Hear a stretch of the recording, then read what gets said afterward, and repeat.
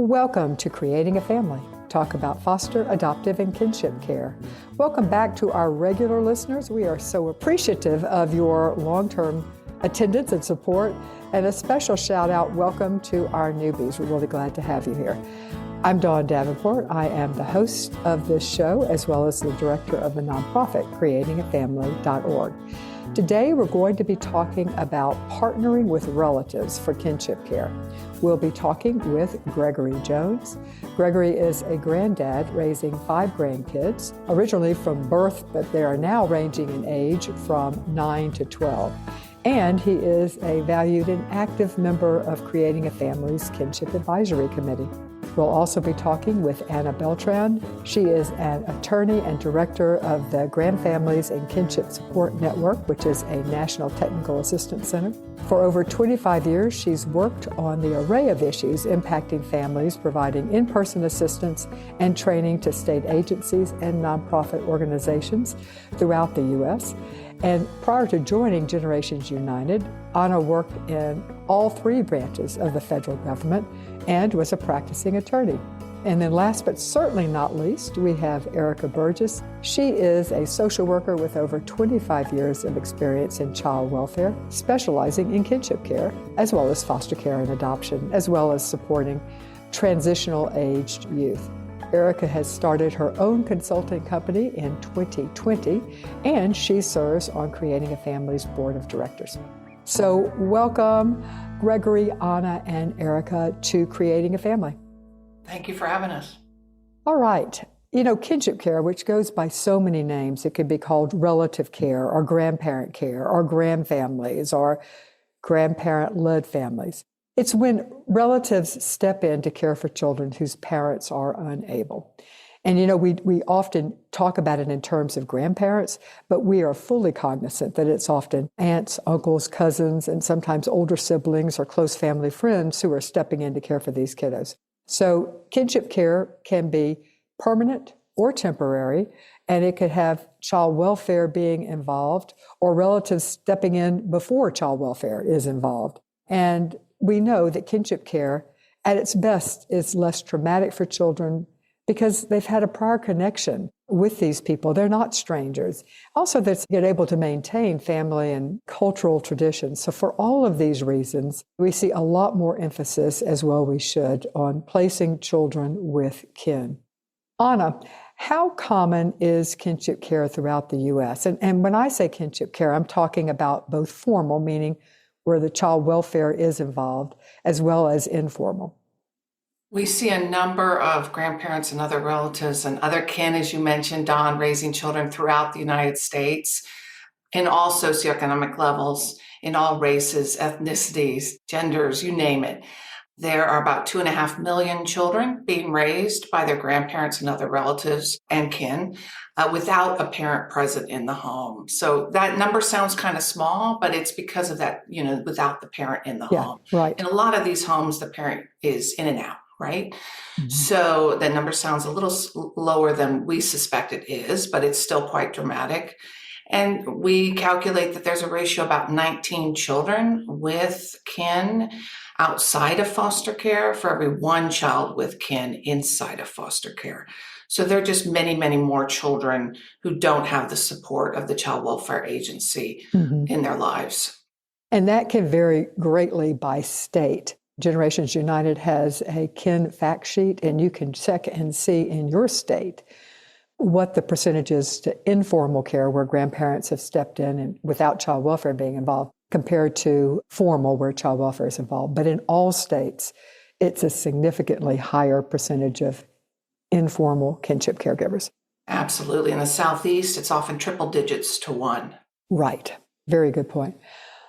All right. So, grandparents raising grandkids or aunts and uncles raising nieces and nephews, it's often complicated and comes with a mix of both challenges and blessings. So let's start with some of the blessings. And Gregory, you're living this experience. So what are some of the blessings that you see to being a granddad raising your grandkids? Well, for me, we were able to maintain family alliances, relationships with the kids. The kids know who their relatives are. That's a biggie. That was a plus for us. One blessing. it gives those unable to have kids an opportunity to raise kids. Those folks that for whatever reason weren't able to have kids on their own, this path gives them that opportunity. It also gives others a second chance to improve upon their first situation. Yeah, we hear that a lot. We do. We do. We hear that a lot. Yeah, this is a do-over, and I'm going to do it different. Yeah. Yeah. And it also offers the biological parents time to get their act together, you know. Yeah. And the grandparents or the relative care tends to provide a stable environment. Mm-hmm. You know, from my lived experience, we were jumping from apartment to house. I mean, there was a lot of housing issues going on With your grandchildren. with my grandchildren. At the spur of the moment, you know, I had to hop up and help the parents get the whole family moved to another situation. And with them being local in close proximity, it was a blessing that we were in close proximity so that we could do that. So those are Right. some of the blessings that came my way. You know, one I will throw out, at Creating a Family, we've done a lot of listening sessions. We also run support groups for kin, but we've done a lot of listening sessions. And something that we hear very often, because we do talk about the blessings in the listening sessions and of course in support groups, is that just the knowledge that the kids are safe, that grandparents and aunts, uncles, and others have carried this worry for so long because they know the situation with the kids has been up and down, and it's a constant sense of worry. And when the kids have moved in, that worry is gone. I know the kids are safe. So it's less stressful for me because at least I know where they are. And I get that. So, Greg, we've talked about some of the blessings. So let's talk about some of the challenges, because it's not all either good nor bad. There are also, in addition to the light, there is also some things that are challenging about it. So what are some of the things that either you've experienced or you've heard other grandparents talk about as challenges? Right off the top, the behavioral issues. Okay, if the kids have disabilities like ADHD or OCD, some of those kinds of things, you've got to deal with those. Okay. Mm-hmm. And then there's the doctor's appointments, there's the vision appointments, getting the kids to and from. Those are some challenges. There's money issues if all the participants are not on the same page. You know, you may start out on the same page, but then as things go, things change. Believe me, you know, you see my eyes pop when I say that. Yeah. It can get to, right, you know. For sure. So there's the money issues, there's the housing, the clothing, the health care, the tutoring, the extracurricular activities, you know, going to camp, engaging in sports activities, basketball, tennis, golf. All of those things add up, especially if the kids are interested in doing those things. Mm-hmm. There's the peer pressure that they're receiving. Hey, why can't I do this? Why can't I do that? Well, because either we don't have the money or we don't have the ability to get you there or pick you up. Mm-hmm. Another challenge is the parents bouncing in and out of their lives. You know, 1 month they're here, the next 3 months or year they're gone, and you're dealing with the kids wanting to know where's mom, where's dad? You know, how do you answer those questions, you know, depending upon what the situation is that those biological parents are in. And then there's the leveraging of the kids. You know, the parents say, well, if you do this, then you can have the kid for this weekend or for this month. I'll give you full permission for their educational or medical power of attorney so that you can make those decisions. Mm-hmm. Another one is the constant work interruptions. I remember I'd be getting calls at work. Hey, Dad, I need you to go get the kids now. Or if there's a CPS case involved, CPS will call, hey, Mr. Jones, can you come get the kids now? With no preparation. It's constant when you're having to step up. Gotcha. You were mentioning, and I was glad you raised it, it's hard for the kids as well. Do you find that the children struggle with divided loyalties? If I really like living with my grandparents, does that mean that am I being disloyal to my parents? Glad you brought that up, Dawn. Yes, we've experienced that. We had a situation where the mother, we don't know where the mother is. Okay, I'm going to be honest. We don't know where she is. She's been missing in action for a while. And the kids were really, really, really interested in seeing their mom. And they didn't believe us when we kept saying, we don't know where she is. We don't know where she is. Well, she's where she was last month. No, she's not. We've called, we've visited, then they don't believe that. Okay, so that's tough. And then sometimes they'll be with their dad, but they want to be with us. Hey, I want to stay with you, Grandpa. I want to stay with you, Grandma. Dad says no, because we don't have custody. We don't have legal custody. We're not involved with CPS. We're not part of the mandated child custody thing. We have an informal agreement with the parents that, we'll be the guardians of the kids because we're providing stability for them, whereas you're still trying to get your act together. Right. Do you ever feel divided loyalty? I mean, these are your sons, our son and daughter, and do you feel divided loyalty? Who is my loyalty? Is it to the kids or does it to I want to believe that my son is going to get it together and I want to give him another chance and another chance. And we often hear that it's the divided loyalty. Am I a parent first or a grandparent first? I'm a grandparent. My wife and I, we're grandparents first. It's all about the kids. My sons have had the opportunity. They're both in their 30s. One is almost 40. They've had the opportunity to get their lives together.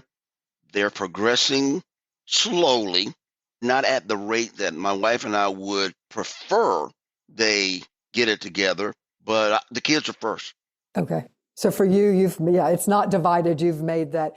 I will say that I think other kin struggle with that. I'm a parent. I love it's just, we hear that in our listening sessions and in our support groups. And there's so many conflicting emotions. Can you talk a little about just it's hard to have very conflicting emotions about anything. And this is one that it lends itself to a lot of conflicted emotions. Well, we have the heart-to-heart talks. We've had plenty of heart-to-heart talks. And yes, at the end of the day, they are my sons. And I'm going to do my best to not allow them to put themselves in danger or harm's way, or definitely kids in harm's way. Okay, but the choices, I told them, get comfortable being uncomfortable, okay? Because you didn't do what you were supposed to do.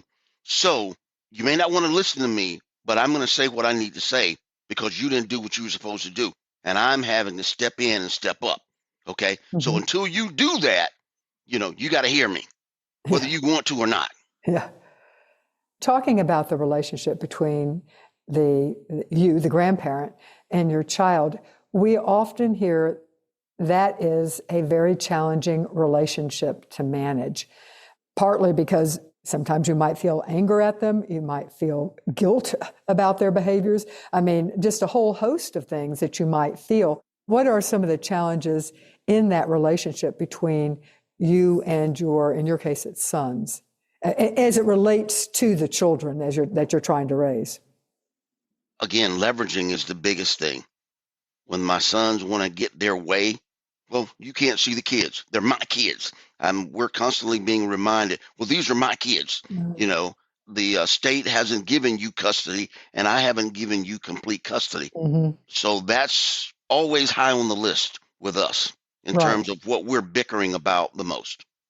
Yeah, I hear that as well. Or I'll come and take the kids. Or you can't tell me that I can't drive with my kids, even though you think I'm stoned or high.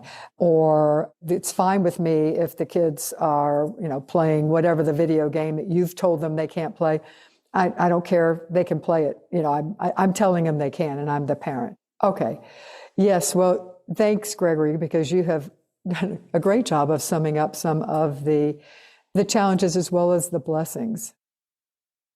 Before we continue, let me remind you that we have a podcast called Week in Wisdom where we answer your questions. That means we need your questions. So please send us any questions you have in the area of foster, adoptive, or kinship care. Send them to info@creatingafamily.org.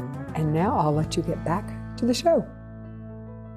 All right. One of the things that you mentioned, Gregory, was the children's behavior. And what we know is that many, and I would say the majority of children in kinship care have experienced some type of trauma or neglect or prenatal exposure to alcohol or drugs or something like that, which definitely can impact the children's behavior. We know that all of those things impact behavior. Anna, let's talk some about across the U.S., what type of preparation and training is going on for grandparents who are stepping in to raise kids who have experienced trauma, neglect, prenatal exposure, and a host of things that impact their health, but also their mental health and their behavioral health. It's pockets, Dawn. So it happens to be where the king caregiver is lucky enough to live and where that family's lucky enough to live. In some places, like Salt Lake City, Utah, they have a fabulous program where they provide a support group to the caregiver. At the same time, they provide a support group to the young children and the teenagers in a separate group, and they have counseling. So it really is pockets. There's a number of good national resources that we have on our website, and I know you have on your website. Mostly it depends on where you live. And there's a movement towards less. We certainly see that there's a movement nationally towards requiring no training in advance, and which often results in there being no training and no support after. So we certainly see that across the U.S. as well. Erica, let's talk about financial support. These are folks who are not planning on raising a child at this time and often don't have the financial resources. What type of financial support is available? And then what can social workers and child welfare professionals do to try to make sure that any financial support kinship caregivers receive? So yeah, it depends, kind of like what Anna was saying. It depends on where you are, what state you're in, and how you're being supported. So informal versus formal care can be very different on financial support. We find that in families that informally come to involved, they don't even know of any of the supports. And often families that call me, there are programs that they can reach out to, like TANF and Medicaid. They aren't even aware of those. Mm-hmm. And so for a lot of the informal families, if they don't have somebody navigating and guiding them, they're really doing it on their own. And so that's a huge barrier for informal. In formalized care, it just depends on the state. There are some states that provide room and board assistance immediately while a family is working with the Department of Social Services through a certification or a licensure process. There's some jurisdictions that provide half of a stipend to families that are willing to bring young people in that are child welfare involved, and they have like no stipulation related to if their status is going to be certified or licensure. And then there's some jurisdictions that I've talked to that there's nothing at all, even for some of those formal families, except for TANF and Medicaid. So it really comes down to where you are and if you have a good kinship navigator program, if you have good resources in your area. A lot of families that I speak to, it's the grassroots companies around them that have started and do food drives and clothing drives that have been the most beneficial to them. And that's for both those with child welfare involvement as well as non-child welfare involved? Yeah, so I talk to people on both sides. And so again, it really just depends on where you live. But I'd give you an example, even with child welfare involved, if we have a relative that's not necessarily blood in the state that I'm in, they don't receive any additional assistance other than the TANF and the Medicaid card. And so that could be huge, especially whenever a young person has lots of needs, lots of trauma, and they are involved in the child welfare system, but they maybe aren't moving forward to a licensure or certification process. And so then there's no dollars available for them. So again, it's really a difficult question because it really depends on where you are, what part of the state you're in, and what part of the country you're in. But we do notice that people that are thriving, I'll just say this, they are getting a financial assistance up front. Mm-hmm. There are not barriers to financial assistance, and they can get assistance whether they are formally involved or if it's informal. And for families that are formal, if they're in a jurisdiction that recognizes and has a broad definition of kinship, they're doing pretty well, because if there's other funding that's coming in, they're being able to receive that. But again, that's all in stages and parts of the country. And even in my state, it depends on where you are in the state, if you're familiar with all of that. And some areas might approve some of the funding and some areas may not approve some of the funding. It's really tricky. And so my recommendation to families always is, to call somebody in the space, somebody that's providing a support group, like Creating a Family, to call a kinship navigator if there's one in your area, because they should know, whether formal or informal, where you can receive financial assistance. And also, I believe you could go to the Grandfamilies and Kinship Support Network website. Anna, don't you guys have on your website, which is gksnetwork.org, don't you have a map that shows what different states are providing as far as financial support? We don't have a map, but we do have a number of resources for professionals working with the families and that can be used by the families directly. So in terms of benefits that are kind of available regardless of where you live, or should be available regardless of where you live, there's SNAP, WIC, the food assistance, school meals. We have resources on all of those. None of those should require legal custody or a legal relationship to the child in order to access. There's, as Erica mentioned, temporary assistance for needy families, or TANF. It's often called something different in each state. Mm-hmm. TAFI, TANI, just all kinds of acronyms, but federally it's temporary assistance for needy families. Mm-hmm. And relatives should be able to access child-only grants that are only based on the income of the children to help meet the needs of the children. Because what distinguishes, a lot of the issues that Mr. Jones went through, that Gregory went through, parent-headed families have as well. Mm-hmm. But what really distinguishes kinship families is that they come to this often suddenly. They haven't planned or prepared to raise children at this stage, and they lack an automatic legal relationship to the children like parents have. So they don't have authority to enroll the child in school legally. They don't have authority to consent to healthcare, let alone pay for it. So there are just a lot of challenges and beautiful strengths for these families that parent-headed families don't have. We'll circle back to some of the legal relationship issues in a moment. Anna, what are some of the typical resources that you see that are available for kinship caregivers? And I ask because these are resources that we want kinship caregivers to think about asking for. If they know this might exist, they can ask for it. And also for child welfare professionals to know these are what other jurisdictions may be providing to support these families. And a supportive family, as Erica mentioned, is a more stable family, which is what we ultimately all of us want for these kids. So what are some of the resources that exist in other jurisdictions that kinship caregivers should ask for? Well, absolutely, Erica's right. And there are a number of resources. I will start with the formal families, the ones that do pursue approval or licensure and are eligible to get foster care maintenance payments. About a year ago, a new an amended rule was enacted by the U.S. Department of Health and Human Services, allowing states to have separate foster care licensing or approval standards for kin. And if a state, and several are already implementing this option, and several tribes are as well already, then they must pay the relative or kin the same amount as the non-kin. If they get licensed as a foster parent. If they get licensed. Right. Yeah, it used to be that they could not do that. They could pay them separately, a different amount, a lesser amount. Yeah. And they couldn't meet the licensing standards that were set for everyone, where the timing is completely different. If you're a non-relative, getting licensed first and then getting a child second, whereas for a relative, you're getting the child first and then the license. So it doesn't make sense to have the same standards for both groups. So anyway, under this new option, states and tribes and territories can move to licensing relatives in a common sense way quickly and get them the foster care maintenance payments as soon as possible. So that exists around the country, the possibility for that at least.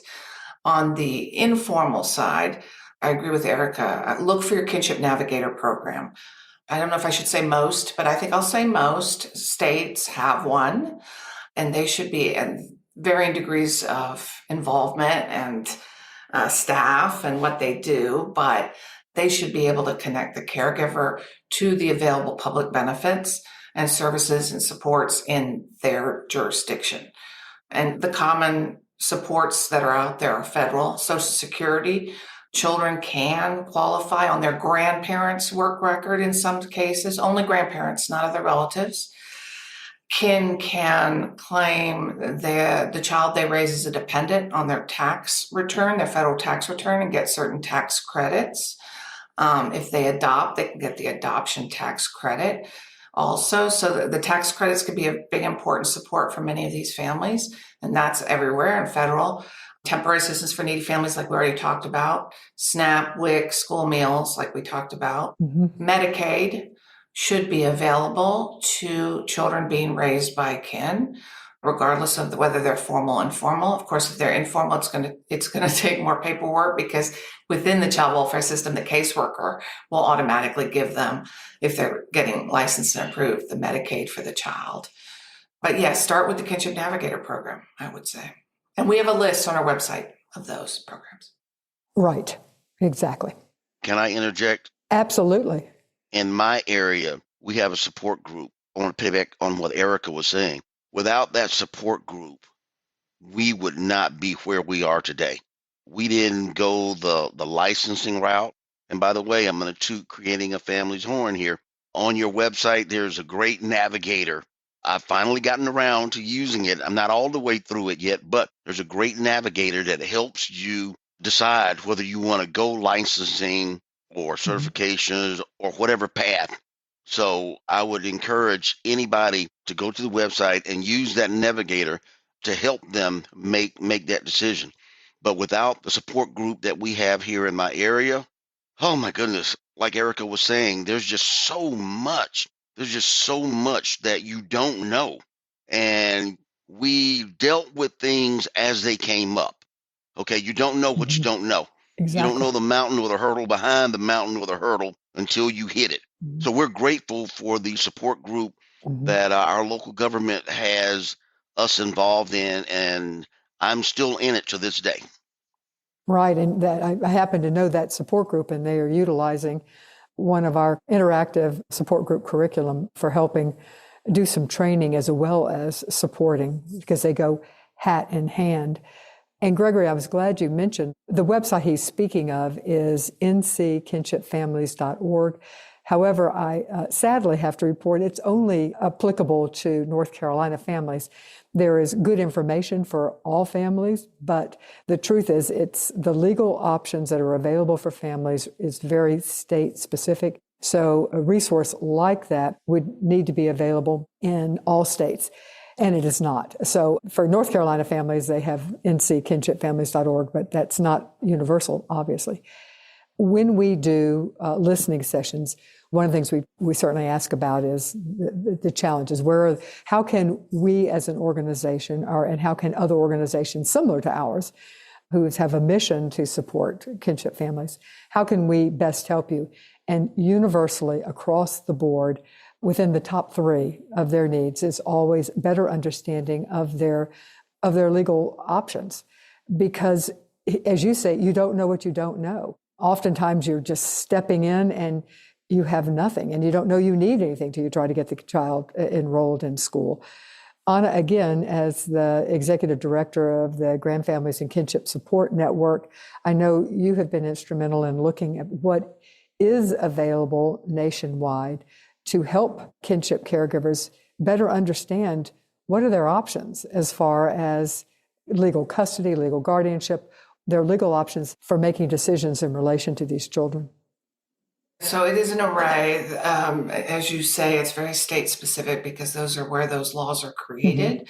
But it ranges from, of course, aside from foster care involvement, because in that situation where there's a licensed kin providing the care, the state or the jurisdiction has legal custody. Right. So they can facilitate access to school enrollment and all those kinds of things. So I'll just talk about the ones that aren't in child welfare and aren't in the custody. So it ranges from the parent may have signed over a power of attorney, giving the kin educational rights, healthcare rights, and then that kin can take that document to the schools and to the healthcare providers. The problem with those documents is they're time limited. The parent has to sign it, and it has to be renewed if possible. And notarized. And often notarized, exactly. It's better, even if it's not required by law, if getting it notarized helps. Again, every state's a little bit unique, right? And what it looks like. And then there's many jurisdictions, many states that have educational and or healthcare consent laws. And these laws, the way I define them, is that the parent does not have to sign anything. The caregiver completes an affidavit saying, I'm caring for the child, they're my responsibility, signs it under penalty of perjury, and then presents it to the school or presents it to the doctor or the healthcare provider, and that protects them. And they indicate that they can't find the parent to sign off, and the parent wouldn't oppose this. So it protects parental rights, but it also gives the child access to these important services. Then there's some states that have some kind of temporary legal custody arrangement where you go to the court and you get a temporary legal custody, and that will grant you access. Many caregivers pursue legal custody or guardianship, and it can be called, some states have both options, some states only have one. They often look very similar, but of course we're much more as a society familiar with the term guardian. That's where we usually see that on forms. So, pick your choice carefully and know what you're aligning with. But to get either one of those, it requires the courts, it requires often lawyers. It takes time because notice has to be provided to the parents. So it takes a lot of money and time. And that's another thing that can really deplete, the assets and the income of a lot of the kin caregivers. And I see Gregory shaking his head because it's so common. And then finally, the most permanent is adoption. And we have many kin caregivers who adopt the children in their care. And again, privately, that takes money. There is the adoption tax credit. And if they show expenses, they can get up to around $16,000 now. But that often will not, $16,000 won't do it. And you have to have a federal tax liability in order to utilize the tax credit. Very good point, Dawn. For a very few years under the Affordable Care Act, it was refundable. So you didn't have to owe to get the money back. But now you have to be of a certain socioeconomic level to take advantage of that. You're exactly. So just a real array from very temporary to very permanent. And what's really important too is that when caregivers, because they are their own best experts in their family, and what the family needs and what the family option they should take. But we as providers should make sure that they understand the legal ramifications of each of the options. For example, we know of a caregiver who pursued a guardianship. If she had adopted her niece, she would be able to get veterans benefits for the niece, but she can't. So there are ramifications with all of these, and that's why we as providers have to provide the families with well-versed options, balanced options, and full disclosure, and then let them make the decision. Yeah. And one of the frustrating parts is that what we have found is that child welfare staff often don't know any more than the kinship caregivers. It's a frustration. Erica, were you going to speak to that? I was going to share that through my journey over the 20-some years, I have learned probably in the last 10 years to always start with the legal question, because over years and years, I've recognized a lot of the relatives or fictive kin that I've talked to don't know their legal relationship. Yes. And some, they might say, yes, I do know my legal relationship. I have this paper, but they don't understand what it means because they just signed something and nobody explained it. And so I literally had a call this morning with somebody. The first question I had for her was, what's your legal relationship?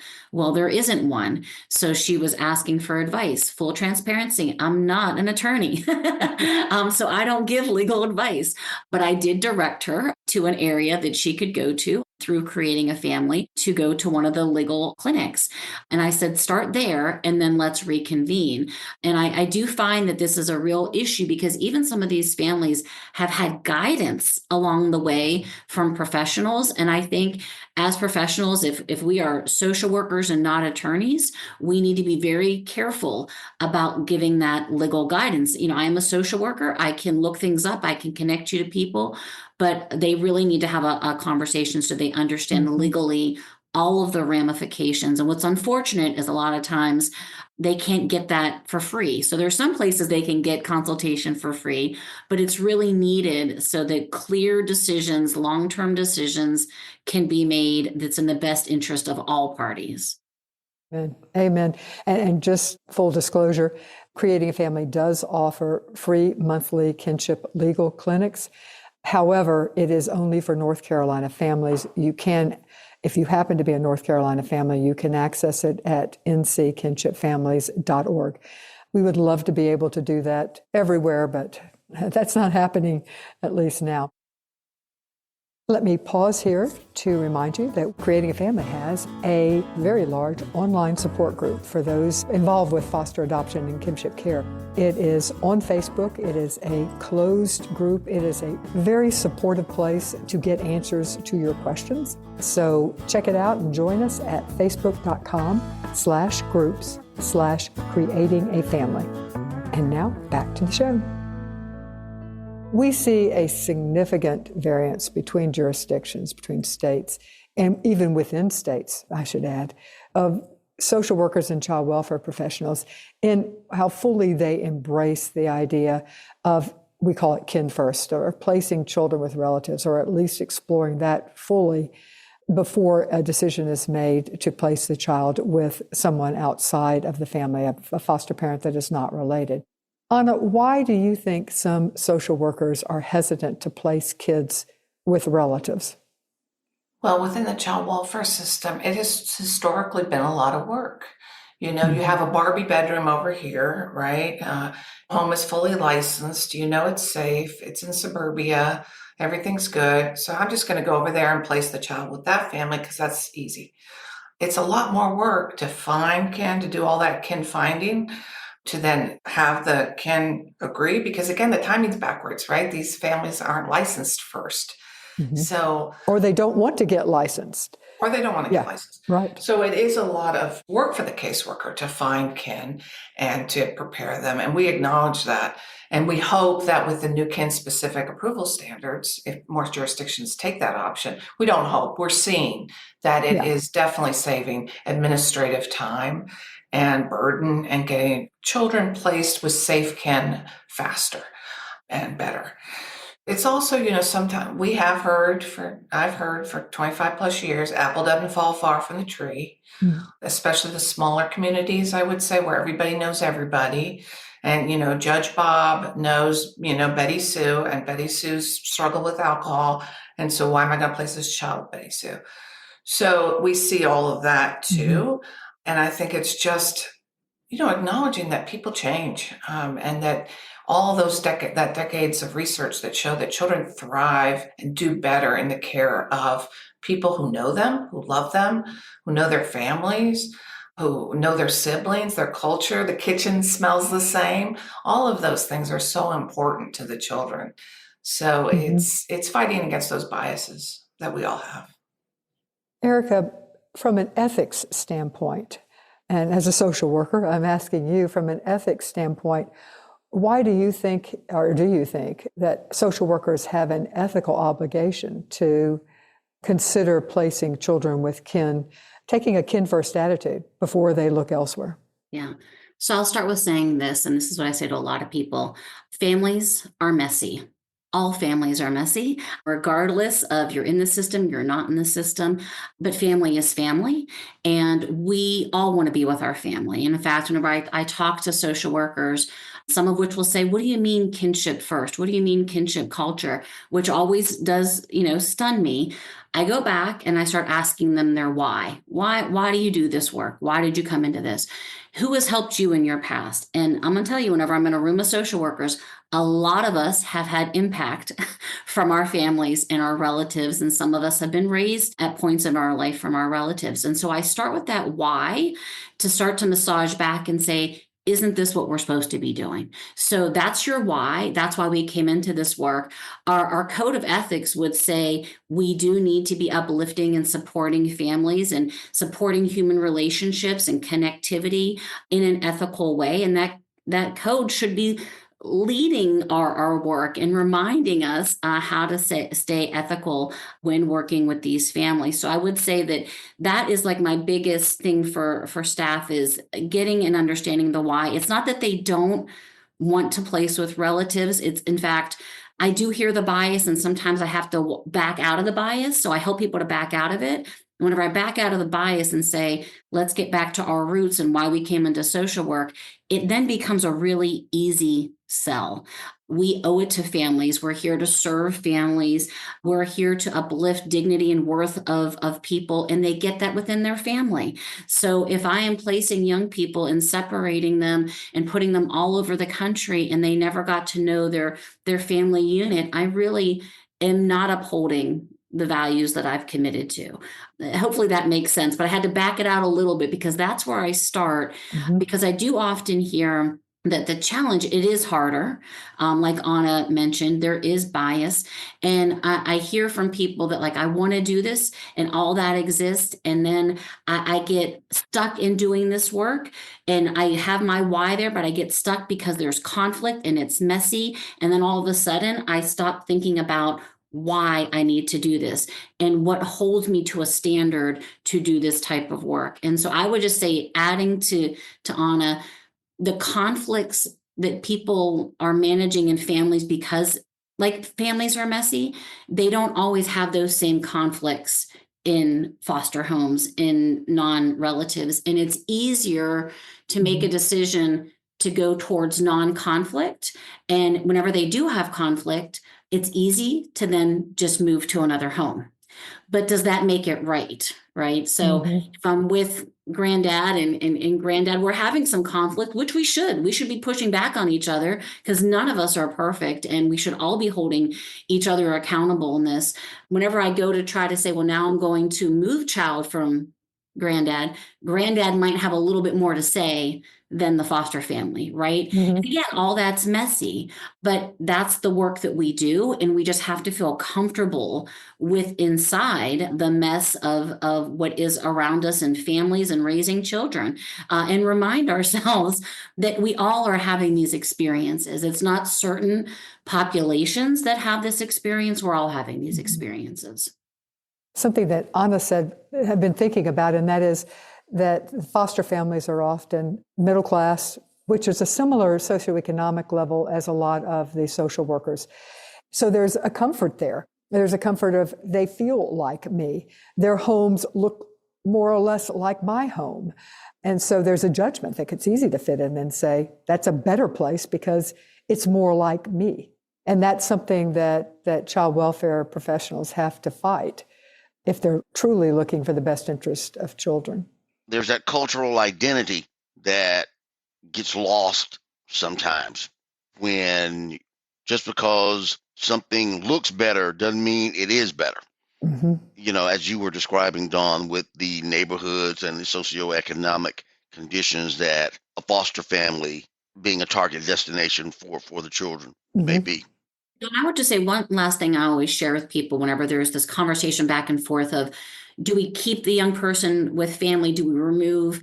And there's a lot of those conversations. And so I always tell people, you know, I would rather have my eggs in the grandparents' basket and help guide them and mold and shape and support that basket, rather than in somebody else's basket. And I'm not against foster families at all, because I've supported foster families my entire career, but I'd rather start there and put my eggs and put my work there than going off to somebody who has no connection, no tie, no cultural similarity to that young person. And I'd rather start there. And whenever I say that to people, they're like, well, that kind of makes sense. And I'm like, right. So give the grandfather, give the grandmother, the aunt, the uncle, the teacher, give them a chance. Give them the same effort and support that you would give the foster parent. Give it to them and then see how they thrive, because they have some inherent strengths that the other may not have. And let's build on those strengths and go. And if it doesn't work, it may not work. It may, again, families are messy, but let's start there. And there you go, Erica. Thank you for saying that. Adjustments. What we're dealing with is situational adjustments. Okay. Life throws things at you, and we all deal with life as those things are thrown at us, we make the adjustments. Some of those choices that we make because of those adjustments are better than others, but they're the adjustments that we make. And that's what this is. You stick some children with this family and things don't work out, you make the adjustments and move them on to the next situation that you think is good for them. So we're making adjustments. And give kin the grace to also make adjustments, learn, change, as we would any foster family or any family that's coming in. The last thing I wanted to talk about, and it ties directly into our discussion on ethics, and that is placing children with kin rather than the state taking custody. It goes by a couple of different names, hidden foster care or kinship diversion. Anna, can you at first explain what that is when I'm talking about this? And then let's talk a little about the legal considerations. And then Erica, I'd love for you to weigh in on some of the ethical considerations. So Anna, what is the hidden foster care or kinship diversion? And this is a highly controversial, which there was a sigh there, a deep sigh, and I hear you and appreciate it. Yeah, because it can mean a lot. It can mean slightly different things to a lot of different people, right? Amen. But generally, what I think of it is the child welfare agency knows that the child needs to be removed from the parent's home. A kin steps up at some point, and the child welfare agency just leaves the child with the kin and completely leaves the situation. So the child's never gone into the legal custody of the child welfare agency. And, what we find here is that sometimes it's the family's choice. And when it's well informed and they've been told, if you go this way and we take the child into custody and you can become licensed, and they totally don't want that, then that's their choice, right? But what we find is they're often, blackmailed into it or threatened into it. Or simply not given the information. Or simply not given the information. Don't have a clue. They're told, okay, your grandkids are getting ready to be taken into custody. Do you want them? And they step up and say, of course I want them. They have no clue at the time that they could say, well, actually, maybe you should take them into custody and then place them with me because you could then provide me with support. You could provide me with giving me the options of becoming licensed. No one's telling them that. So they're just being told, my grandkids are going to be, dumped in some home. And of course they step up. Yeah. And the part that I find personally troubling right now is that many child welfare agencies really do take it upon themselves to think this is what the families want. That we're doing them a favor by not bringing them into child welfare custody. So they don't present the options in a balanced way because they assume this is what the families want. And it's very presumptuous. Here in DC, I was talking to a sister who is raising her sister's child, so her niece, and the child welfare agency knew that the parent had severe mental health issues and had a file like this on her. And if the child welfare agency had taken the child into custody, they could have provided that parent with supports and perhaps the possibility of reunifying, which is huge.